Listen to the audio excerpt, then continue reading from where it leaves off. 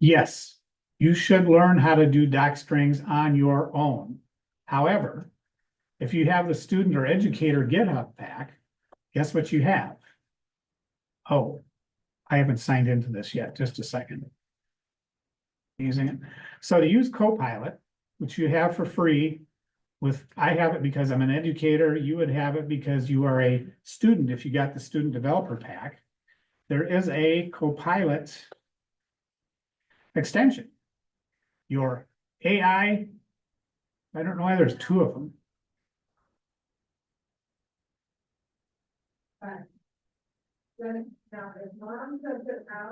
Huh. Oh, you can chat and you can use it. There's two ways to use it. I put mine in at home so long ago, I don't remember. Anyway, you could install both of those. Oh, it installs both of those. Okay, that's why I don't remember doing two of them. However, you do have to sign in. And if you have an educator or student developer pack, you then get the full power of Copilot. And that's pretty good. Now, if I can just remember my username and password, I'd be in good shape, wouldn't I? I know it's learningw@wncc.edu, but I'm not sure of the password. Oh, man, I did it. Look at there. Ah.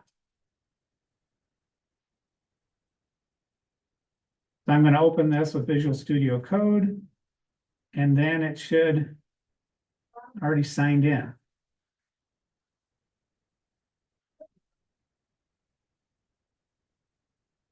Okay, I had to click sign in again, I think. Anyway, there's my chat.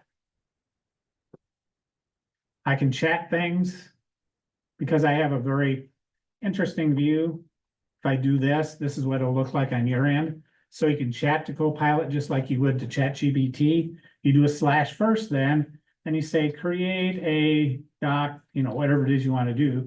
So it works just like ChatGPT. There are also some right-click functions, like for instance, if I want to create a doc string for this, I select the function, Copilot. I can explain it, I can fix it, I can generate docs, I can add the selection to the chat. So it'll generate a doc string. Look at there. How about that?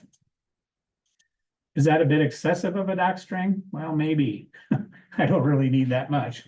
But it does give you, and it will change its formatting. I'm not sure why it's always consistent, but sometimes that can help. Sometimes copying and pasting your code into, like Claude is the latest AI thing I've been using quite a bit. It'll help you comment your code. Well, as a matter of fact, what would happen if I copy this? I've got it selected, and then I do comment the selected code. Well, it's improved quite a bit. Oh, insert comments, because what it did is commented that, okay, insert comments into the selected code, because it commented it. It did just exactly what I told it to do, didn't it? There. And if you want to put that in, there. I've used that quite a bit when I'm not quite sure what the code is and I've borrowed it from another tutorial or something and I can't quite figure out what's going on. I've used this to figure out things. Should you use this for all your assignments? No, but it is a very convenient tool, which you do need to know how to use.